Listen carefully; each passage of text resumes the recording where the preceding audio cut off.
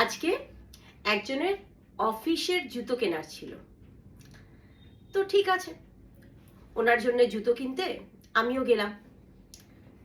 কিন্তু ওই বলে না, কপালের নাম গোপাল। জুতো কিনতে যাব, আমি জুতো পায়ে দিয়েছি, সাথে সাথে আমার জুতোটা ছিঁড়ে গেল। দেখো, আমি কিন্তু বলিনি যে আমি জুতো কিনবই, আমাকে একটা জুতো কিনে দাও, তুমি কেন একা জুতো কিনবে। কিন্তু ওই কপাল, আমার জুতোটা ছিঁড়লো, আমার একটা নতুন জুতো হয়ে গেল। যে কিনতে গেল, যার দরকার ছিল সে তো কিনলই, আমিও এই জুতোটা কিনলাম। এই যে কেনার আগে বলেছিলে যে টাকাটা ফেরত দেবে। কিসের টাকা? জুতোর টাকাটা।